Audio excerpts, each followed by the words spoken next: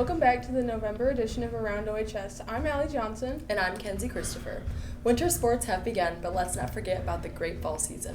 Phoebe, Blake, and Haley, give us the recap. What a season it has been for our fall sports. Field hockey varsity finishes 8-5, ranking 19th, while JV finishes 6-2 and 3. Katie Lato won Senior and Defensive Player of the Year. For boys swim, they have a record of 11-3, winning conference and qualifying in 3 relays for state. Girls tennis ends with a 2-8 record. Michelle Gruden won All-Conference Award for single tennis, and Lexi Haley won an All-Conference Award for sportsmanship. The team made it all the way to quarterfinals in districts. Girls volleyball had a tough season. Varsity finishes 13-18-2, JV finishes 18-6, and freshmen 14-9. Girls golf finishes 5-5. Ava Ross and Via Weidman finished first team all-conference. Aubrey Sillo and Addie Endermuir finished second. Football ended 5-6 with some outstanding players, with Max Bradley, Josh Williams, Adine Mulalich, Jacob Baines, Gavin Anderson, and Deshaun Treadwell. Softball finishes with a record of 23-9, gaining second in districts. Amelia Weissler broke an all-time career home run record. Addie Frank broke 3 school records, most hits in the season, 57, most runs scored in a season, 53, most total bases in a season, 117, and she tied the single-season home run record with 13. Cross country ended their season at districts with 14 athletes running.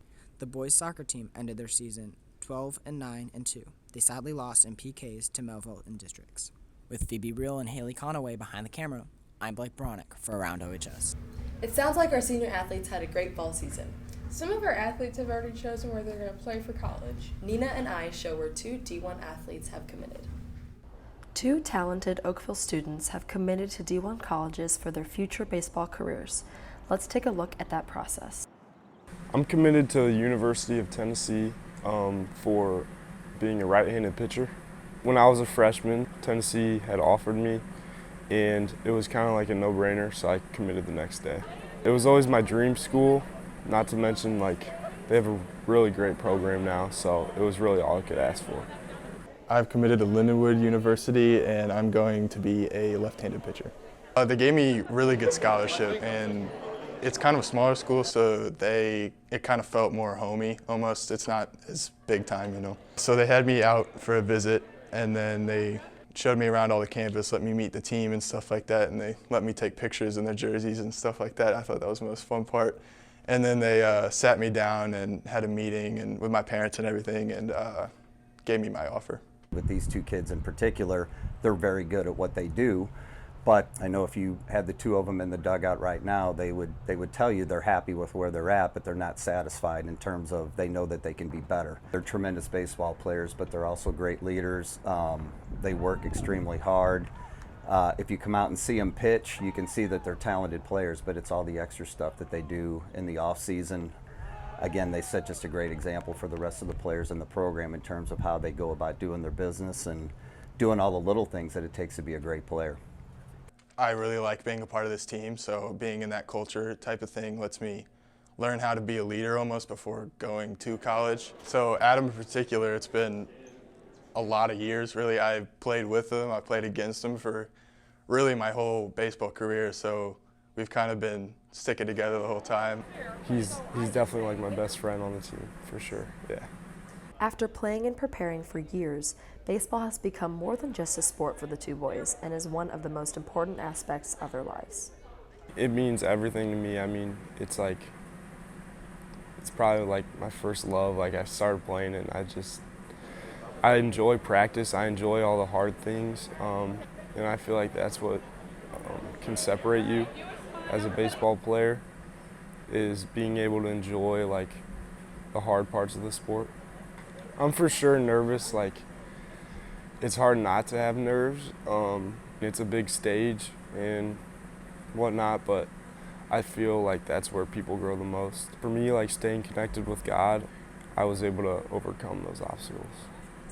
It's very difficult to be a Division I athlete, but the 2 of them have done most all of the work. They've had some good coaching, they've had some help along the way, but the talent along with the motivation is really what's put them in this spot. It'll be fun to follow those 2 after they get out of Oakville. They're both going to be highly successful. There's no doubt about that. With Nina Silla behind the camera, I'm Kenzie Christopher, your reporter for Around OHS. It's great to see some seniors have their plans all set up. Other seniors are getting a jump start on college through the Flex program. Naya and I have the story. Many programs in the school offer preparation for after-school experiences for students. Let's hear how this program prepares students for the future.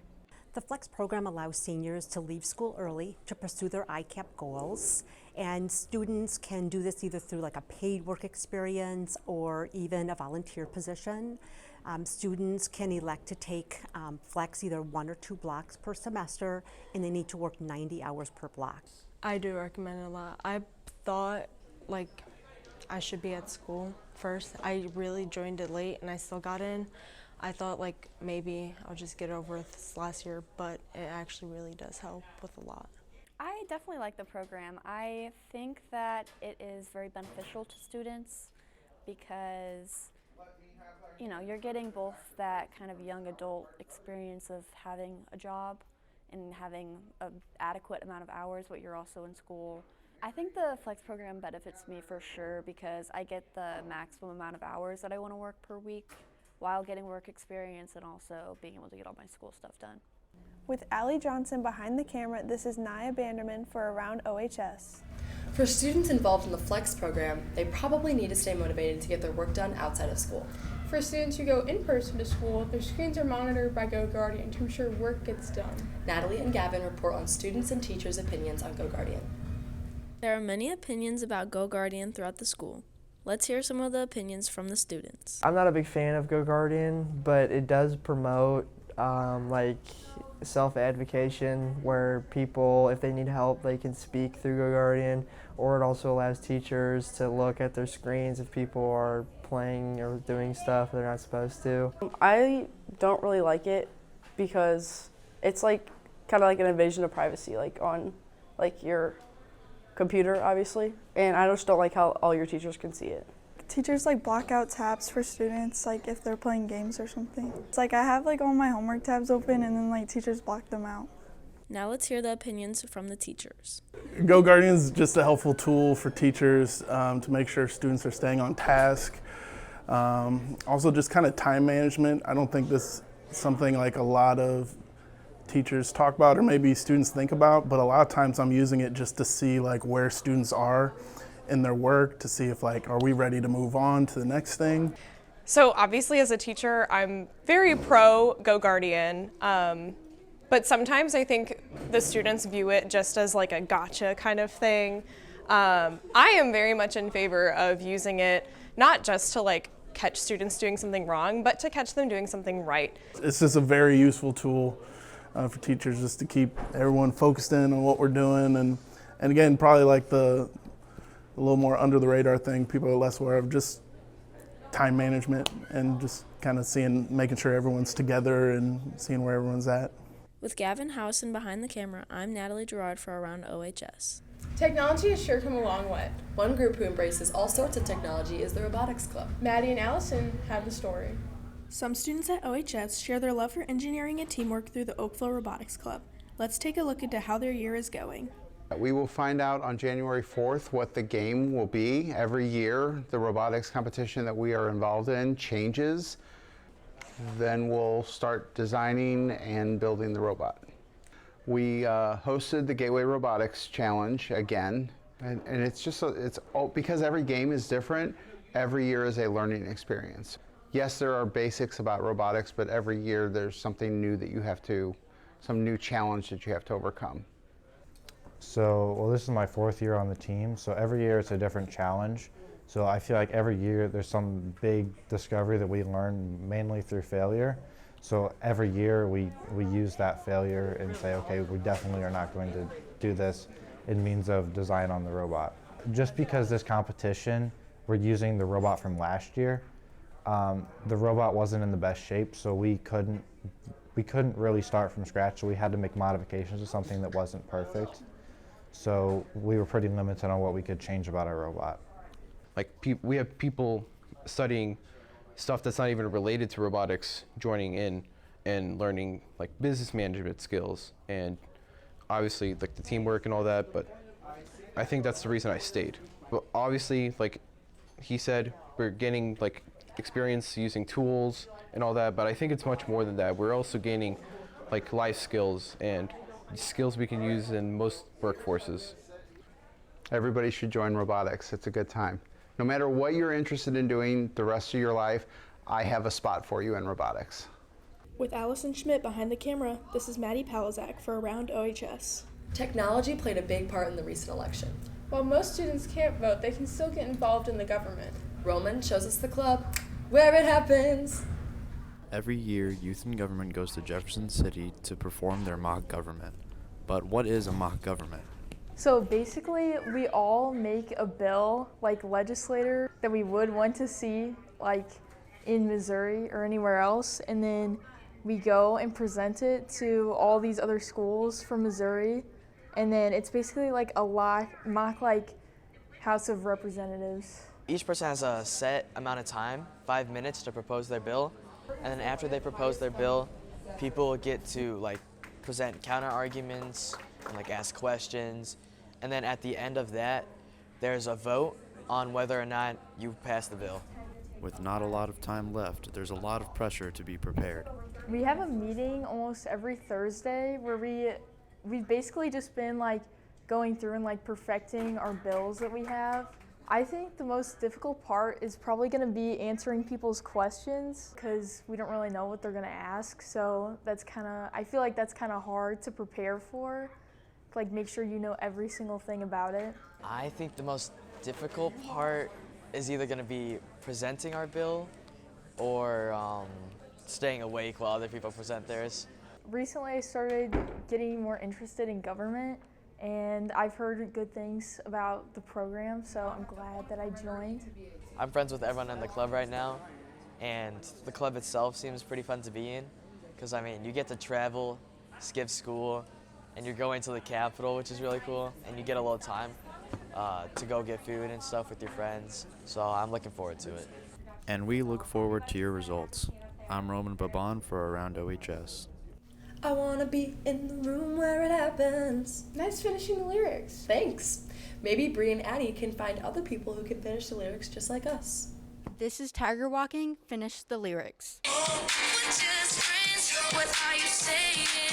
Say there's another, look right in my eyes. My first love broke my heart for the first time, and I was like, baby, baby, baby, oh, yeah.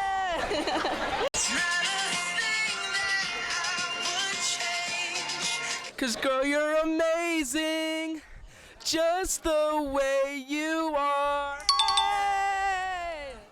Isn't that sweet? I guess so. I'm working late, 'cause I'm a sinner. Oh, it looks so cute. Wrap around my finger.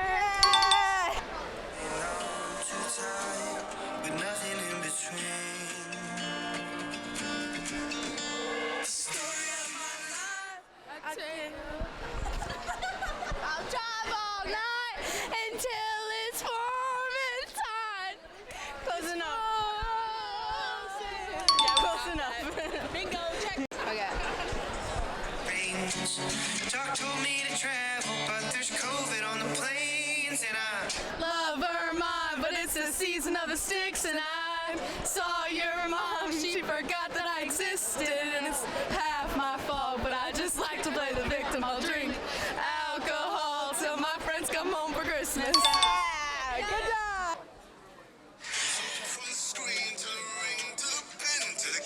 Where's my crown? That's why bling, always drama when I ring.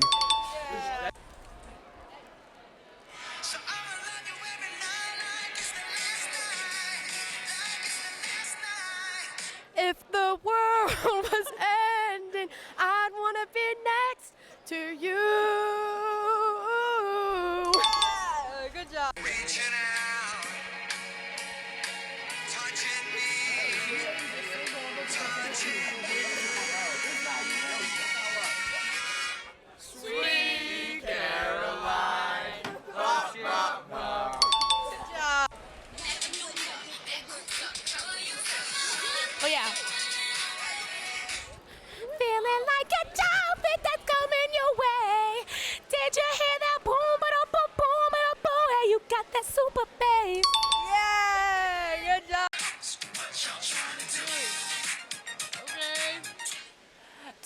Garrett magic in the air. Hate to talk something. Oh, look out! Good job. This is Addie Scott and Bree Gutierrez behind the camera with Around OHS. And that concludes the show. I'm Allie Johnson. And I'm Kenzie Christopher. And that's what's going on Around OHS. You didn't tell me I'm slouching, Ethan. Owen! Shut up! Like, nice finish the lyric.